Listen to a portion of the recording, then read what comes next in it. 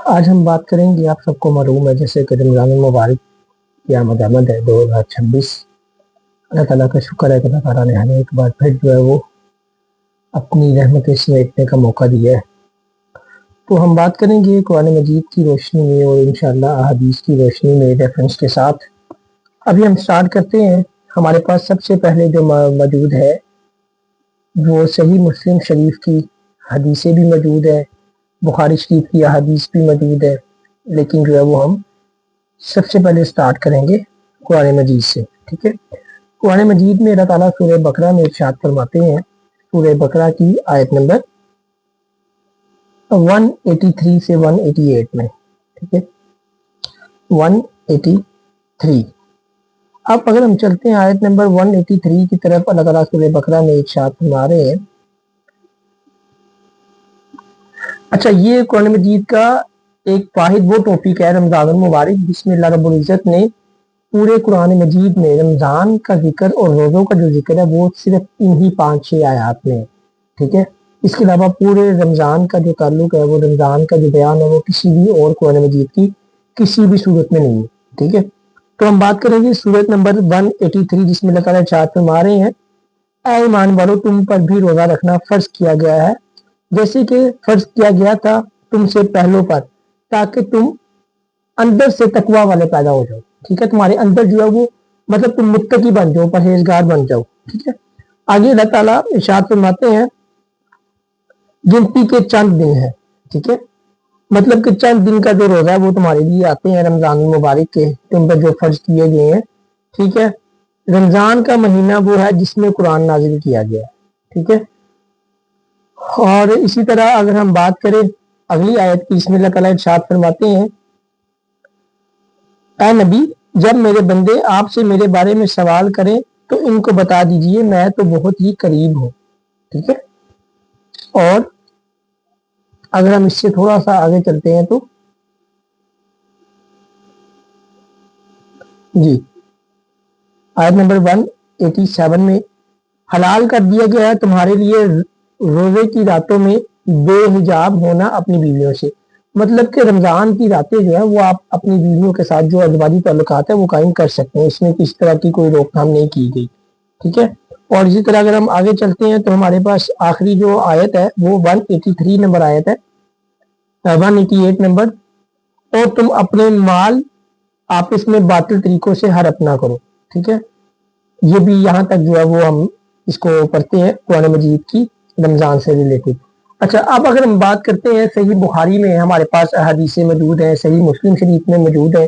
اور اسی ٹاپک میں ہم بیان کریں گے نماز تراویح کو بھی، قرآن و حدیث کی روشنی میں نماز تراویح کی کیا اہمیت ہے، ٹھیک ہے۔ سب سے پہلے ہم سٹارٹ کرتے ہیں صحیح بخاری شریف میں 1901 نمبر حدیث ہے جس میں اللہ تعالیٰ ارشاد فرماتے ہیں کہ جس اللہ کے نبی نے فرمایا کہ جس شخص نے ایمان اور یقین کے ساتھ، اب کیا چیز فرما رہے ہیں اللہ کے نبی، ایمان اور یقین کے ساتھ، ٹھیک ہے، مطلب کہ کس چیز کا یقین، نیت کا، آپ کی نیت میں جو ہے وہ ایمان ہو اور حصول ہو، کس چیز کو حاصل کرنے کی نیت ہو، اللہ تعالیٰ کو نیکی اور پرہیزگاری کی نیت ہو، ٹھیک ہے۔ اس کی حصول کی نیت کے لیے جس نے رمضان کا روزہ رکھا اس کے اللہ تعالیٰ جو ہے وہ تمام گناہ معاف کر دیتے ہیں، ٹھیک ہے۔ اسی طرح ایک اور حدیث ہمارے پاس آتی ہے صحیح بخاری شریف میں 1903 1903 حدیث میں، جس میں اللہ کے نبی صلی اللہ علیہ وسلم نے فرمایا کہ جو کوئی بھی شخص روزہ رکھتا ہے، ٹھیک ہے، اور وہ جھوٹ بولنا اور دغا کرنا روزہ رکھ کے بھی نہیں چھوڑتا، تو اللہ تعالیٰ کو اس کے بھوکے رہنے کی کوئی ضرورت نہیں ہے کہ وہ اپنا کھانا پینا یا پیاس چھوڑے، ٹھیک ہے، اللہ کو اس کی کوئی ضرورت نہیں۔ مطلب کہ آپ نے جھوٹ سے بھی بچنا ہے، دغا سے بھی بچنا ہے، غیبت سے بھی بچنا ہے، بہتان سے بھی بچنا ہے، تہمت سے بھی بچنا ہے، ہر چیز سے آپ نے بچنا ہے، ٹھیک ہے۔ اب تو ویسے ہی بچنا ہے نا، لیکن رمضان میں تو ہم لوگ بہت جی اپنا اہتمام کرنے لگ جاتے ہیں، یار میرا روزہ ہے،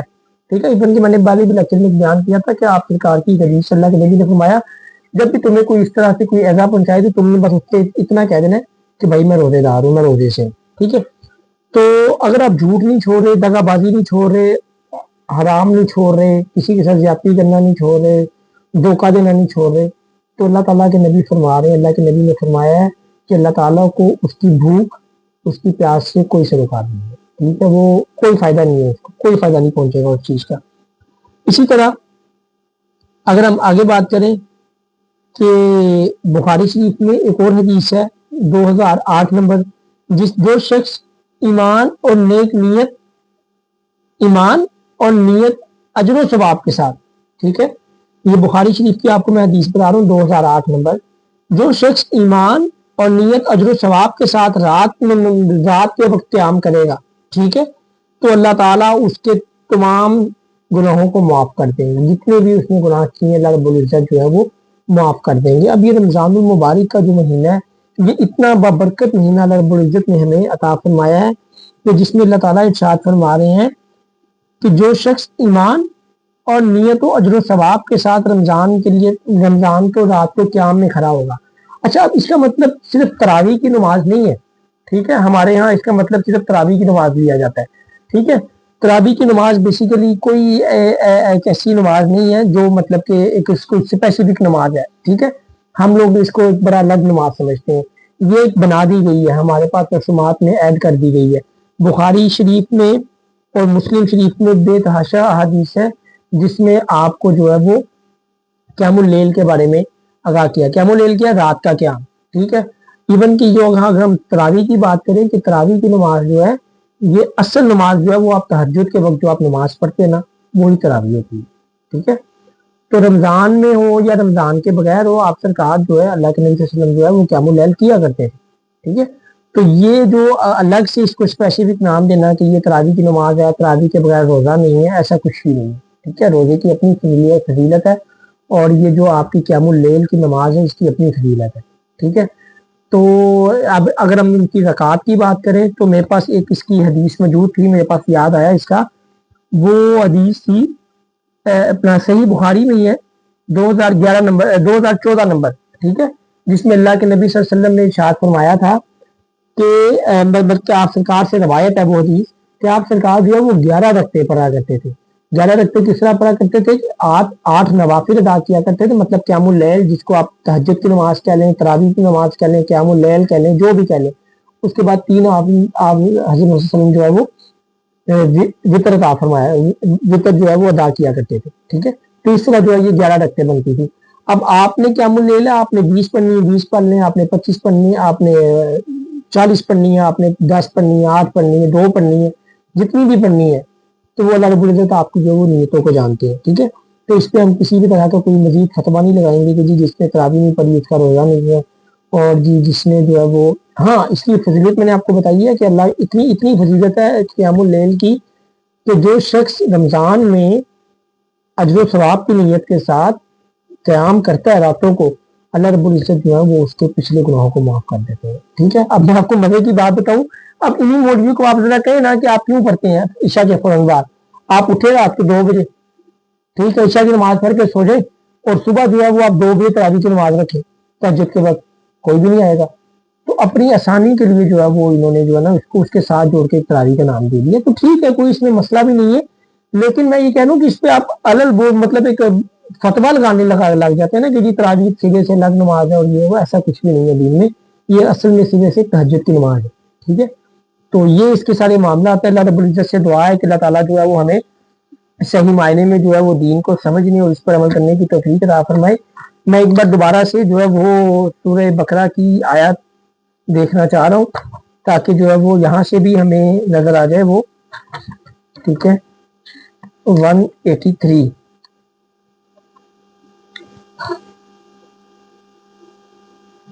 یہ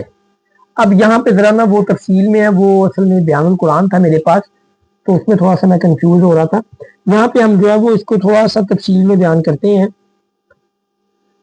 اللہ تعالیٰ قرآن مجید میں ارشاد فرماتے ہیں سورہ بقرہ کی آیت نمبر 183 میں, یا ایھا الذین آمنوا کتب علیکم الصیام کما کتب علی الذین من قبلکم لعلکم تتقون. اے ایمان والو, تم پر روزے فرض کیے گئے ہیں جیسے اگلوں پر فرض کیے گئے تھے کہ کہیں تمہیں پرہیزگاری ملے, مطلب تم پرہیزگار ہو جاؤ, ٹھیک ہے. اصل جو مقصد ہے روزوں کا وہ پرہیزگاری ہے. اب اس کا مقصد یہ نہیں ہے, میں قرآن مجید آپ کو پڑھ کے سنا رہا ہوں کہ آپ نے جو اس ایک مہینے میں سیکھنا ہے، اس ایک مہینے میں سیکھنے کے بعد اس کو اگلے 11 مہینے اپنی زندگی میں امپلیمنٹ نہیں کرنا ہے، ٹھیک ہے، تاکہ تم پرہیزگاری مل سکے۔ رمضان کا مقصد یہ ہے، اور یہ ایک بہت بڑی افضلیت ہوتی ہے کہ انسان اس میں سیکھ جائے۔ تو آپ دیکھتے ہوں گے اکثر رمضان جب آتا ہے بڑا چرچا ہوتا ہے، پہلے 2 دن 4 دن رمضان میں بڑی تراویحیں بھی ہو رہی ہیں جی، اور نمازیں بھی ماشاءاللہ سارے پڑھنے آ رہے ہیں، مسجد کے پیچھے تک بن جاتی ہے، رمضان کم ہوتا جاتا ہے، پھر اینڈ پہ آخری 2 روزے میں پھر دوبارہ ہو جاتی ہے۔ اور جیسے ہی رمضان جاتا ہے، آپ عید والے دن آپ دیکھیں، دونوں ٹائم، مغرب ٹائم عشاء ٹائم، آپ کو مسجد خالی ویران ملتی ہے، ٹھیک ہے۔ تو اصل تو مقصد تھا کہ ہم متقی و پرہیزگار بن سکیں۔ نماز کی جو رمضان ہے یہ ہمیں پرہیزگاری دینے آتا ہے کہ یار ہم جو ہے وہ ہمیشہ کے لیے اپنی زندگی میں دین کو اڈاپٹ کر لیں، ٹھیک ہے۔ اب اسی آگے اگر ہم بات کریں، اب اللہ تعالیٰ نے اس میں بڑی تفصیل سے بیان کر دیا ہے، ٹھیک ہے۔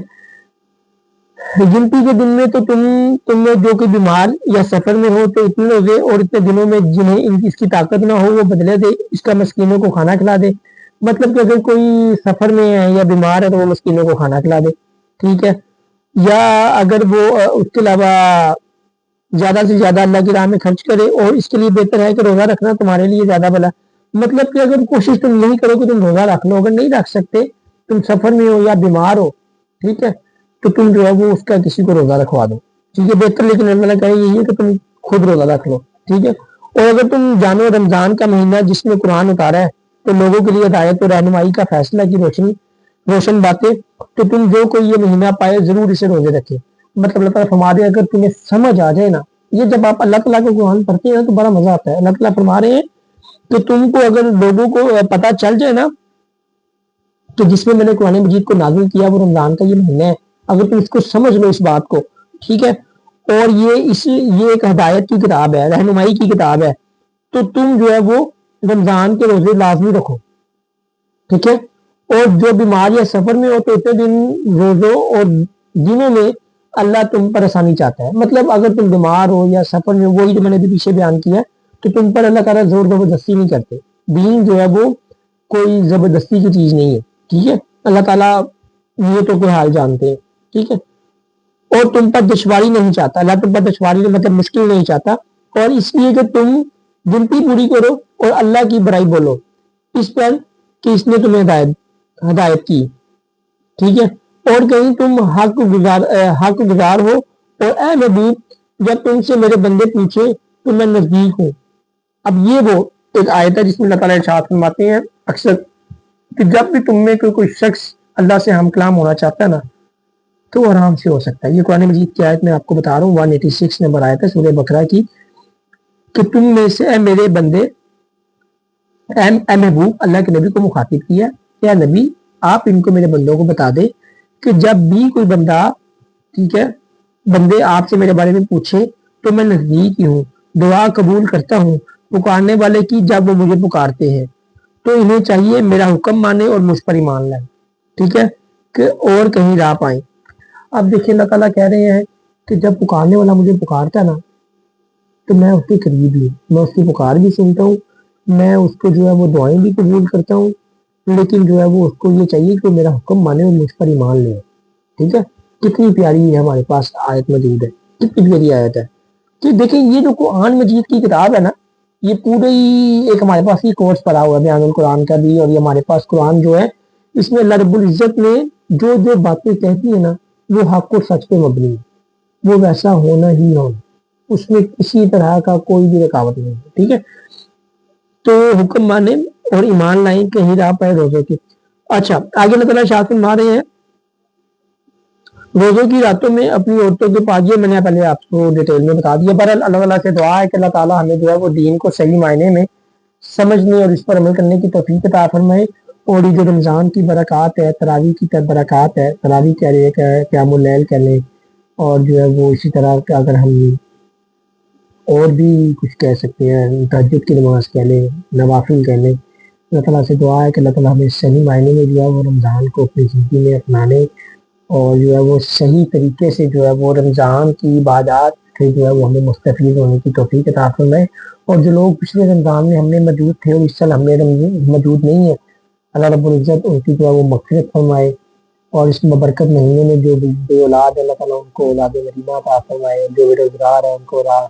ان کو اچھے روزگار حلال رزق سے نوازے۔ اللہ تعالیٰ سے دعا ہے کہ اللہ تعالیٰ ہمیں صحیح معنی میں اس قرآن کو سمجھنے اور اس پر عمل کرنے کی توفیق عطا فرمائے۔ جزاک اللہ۔